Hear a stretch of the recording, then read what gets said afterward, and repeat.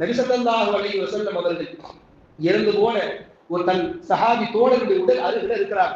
அந்த அறிவிப்பு செய்யறவர் செஞ்சுட்டே வந்து ஒருவர் இறந்து விட்டார், அவருடைய பெயரை சொல்லி இவரும் ஷஹீத் சொர்க்கவாதி என்று சொன்ன போது நபிகள் நாயகம் ரசூலுல்லாஹி ஸல்லல்லாஹு அலைஹி வஸல்லம் சொன்னார்கள், இல்லை, லா லா ஷஹீது, இவர் ஷஹீத் இல்லை, இவர் சொர்க்கவாதி இல்லை.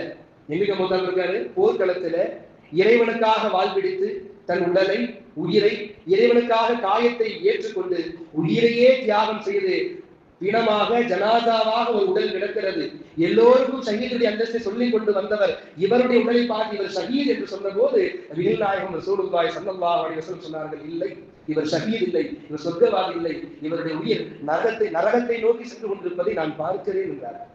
யா ரசூலல்லாஹ், எங்கள் தோழர் அல்லவா, எங்களோடு நாங்கள் எந்த வரிசை எங்களுக்கு பக்கபலமாக வாழ்விடுத்து இந்த மார்க்கத்திற்காக போராடி உயிர் விட்டவர் அல்லவா, இவருக்கு ஏன் ஷஹீதுடைய வாக்கியம் இல்லை? சஹாபாக்கள் வேதனையோடு கேட்ட போது நபிகள் நாயகம் ரசூலுல்லாஹி ஸல்லல்லாஹு அலைஹி வஸல்லம் சொன்ன வார்த்தை இந்த ஒட்டுமொத்த உலகத்திற்கும் பொருளாதாரத்தில் பொருட்களில் மோசடியில் நாம் எப்படி இருக்க வேண்டும் என்கின்ற ஒரே எச்சரிக்கை. மார்க்கத்திற்காக அல்லாஹ்விற்காக உடலில் பற்பல காயங்களோடு உயிரையே தியாகம் செய்து மண்ணோடு மண்ணாக மரணித்து கிடப்பவர் பெருமானார் சொன்னார்கள், இவர் உயிர் தெரிவதற்கு முன்னால் இந்த போர்க்களத்தில் ஒரு துணி கிடைச்சிச்சு. பொருள் இல்ல, காசு இல்ல, தங்கம் இல்ல, வெள்ளி இல்ல, ஒரு சாதாரண ஒரு போர். பெருமானார் சொன்னாங்க, இவருடைய வாழ்க்கை எனக்கு தெரியும், ஏழையாக வாழ்ந்தவர், முழுமையாக போர்த்தி கொள்ள நல்ல போர்வை இல்லை.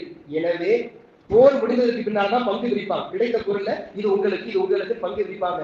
பங்கு பிரிப்பதற்கு முன்னால் இந்த துணி எனக்கு வேண்டும் என்று எடுத்துக்கொண்ட காரணத்தினால் அல்லாஹ் இவர் உயிர் தியாகத்தை ஏற்றுக்கொள்ளவில்லை என்றார்கள். நன்றி.